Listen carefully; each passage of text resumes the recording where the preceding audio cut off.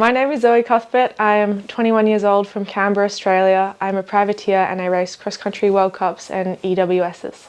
Can I Google a list of adjectives? Yeah, let's do it. Cutting that. Val di Sole was iconic, scenic, hectic, and just really Italian. Hi, so we're in Val di Sole and this is where we're staying for the week. This is the common space and also Pete's bedroom. This is Yeah, get out of my bedroom. What are you doing? So I was super excited for Val di Sole because in Leger World Champs the week before I had gotten sick and I had missed it and I'd had to sit on the sidelines and watch everyone have a great time. So I'm gonna do the cross-country World Cup, which is the main focus, but I'm also gonna do, there's like a 4-cross race that I'm gonna try. I've never done a 4-cross, but I've always wanted to do one, so I reckon it'll be pretty awesome. Yeah, a lot of, especially cross-country riders, were very confused by me deciding to race the 4-cross. Or I'm gonna be able to not ride everything and I'm gonna have to pull out, which will just be sad. At least one, maybe 2, hopefully all of them.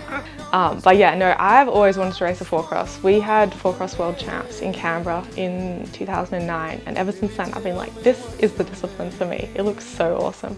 I cased every jump, like literally every jump, but you can't go around them so you have to.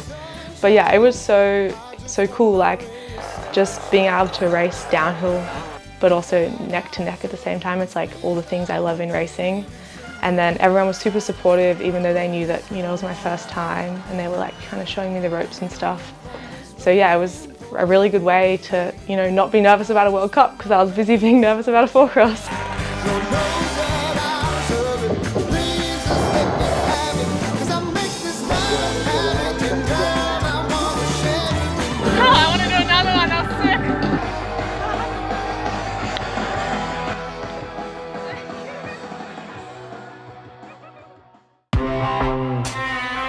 So going into the race, I was super fired up. I wanted it to be my best result of the season and I was just really prepared to dig really deep.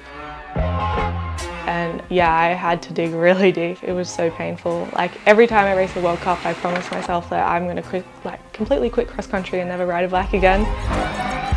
And yeah, that definitely happened at Val di Sole.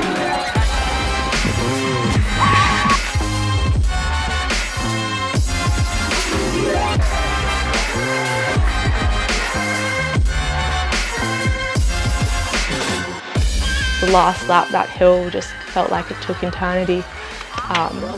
But then at the same time, like the crowds were awesome. There was so much stoke, like knowing that it was the last World Cup and that everyone was just gonna like let loose afterwards and that like we'd just done this big thing, like race a whole World Cup season. It was super bonding. Like at the end, everyone was like crying and hugging and it was just so amazing. Like, to be honest, I don't actually remember much of the race, but you know, you gotta black out the hard stuff in life.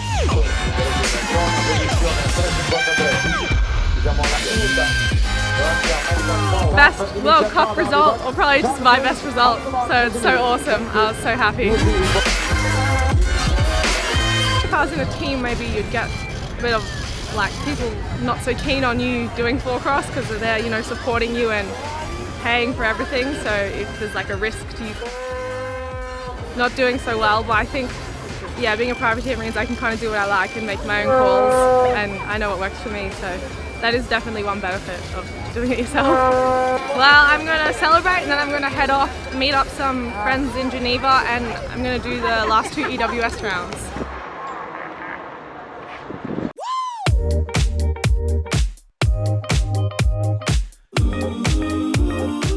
Ludenville was picturesque, loose, or at least for the Australian privateers, and had some really cool road climbs. I don't really normally feel like riding up roads, but in Ludenville I really wanted to know where they went.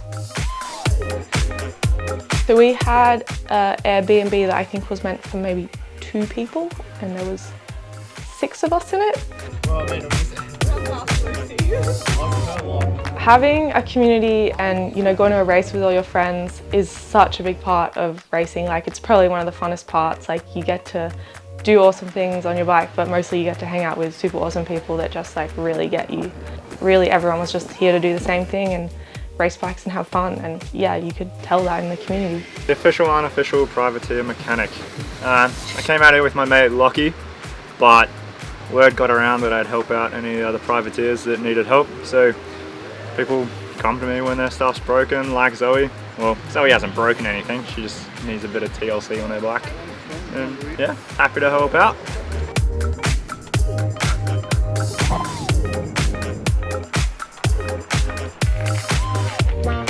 I found the camera on the ground and the owner didn't want it back, so I got to keep it.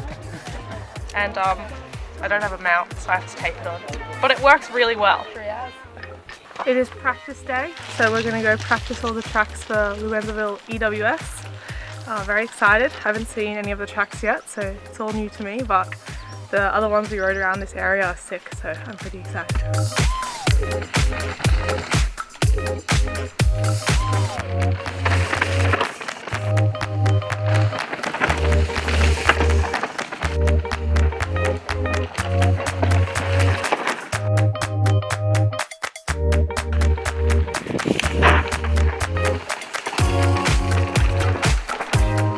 Stage 5. It was good. I'm sad that training's over and we can't ride more.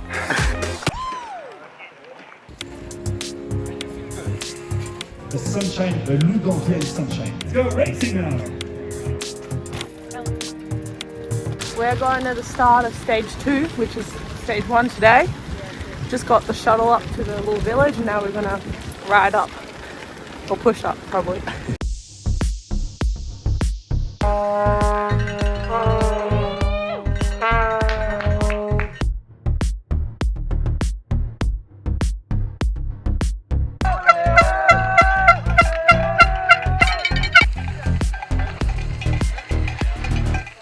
So good, so much fun. The trails are awesome. I'm loving it. We've done 3 stages, so 2 more to go. And I've worked out my new strategy is that if I sing a song whilst I ride, then I don't do so much thinking and I ride faster.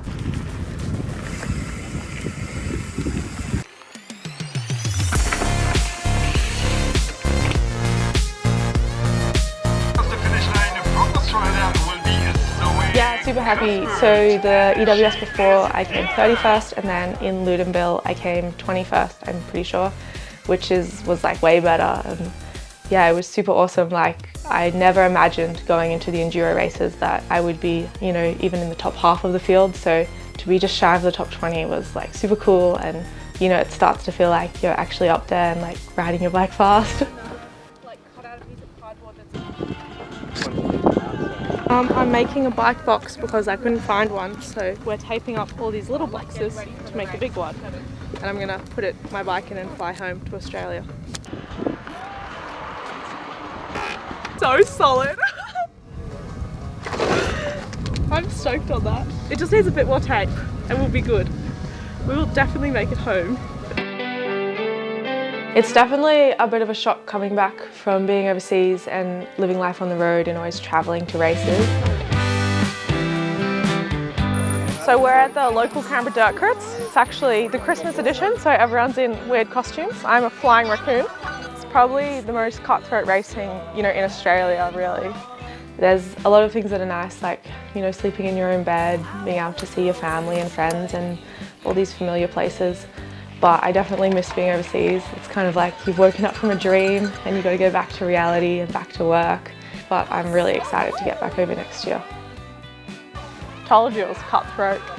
So I've always been super interested in trail building, and like, I mean, you ride trails all the time. So of course you kind of start thinking about how they're built and how you'd build them. And I had a friend who knew I was really interested, and he started a trail building company.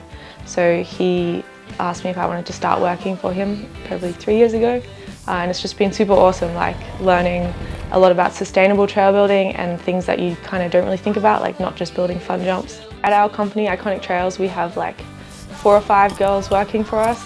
It's pretty awesome. They're all a lot of my friends. A lot of them are like really awesome bike riders too.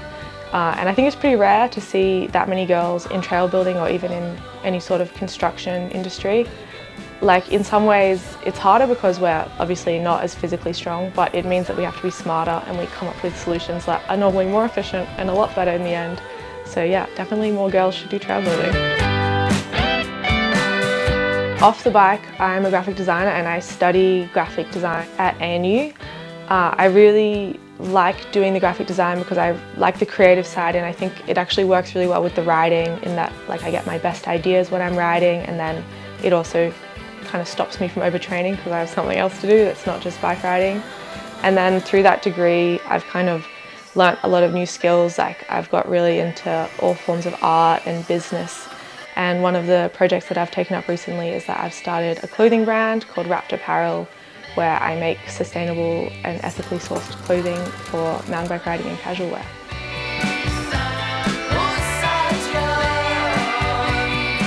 I actually really love it, and I would like to always not be a privateer, but I would always like to have something as well as riding to support me, so that riding is not what my income is dependent on and my career. Because then if you have a bad race, it's not like you're not going to worry about losing your job or worry about how you're going to pay for rent. It's just a bad race. So I think the kind of privateer mentality and that you're in it alone, it can be hard and it can be scary, but it's also really helpful in taking off pressure and giving yourself, like, making sure that you're there for the right reasons. My end goal, I guess, is just to ride my bike and live on the road and maybe, run a clothing company too and do some graphic design. But really, I just want to see how far I can take this bike riding thing. And I love traveling and I love riding my bike. And I think that it's something that I'd love to continue to do. And I guess, yeah, that's the goal, just to continue essentially doing what I'm doing now.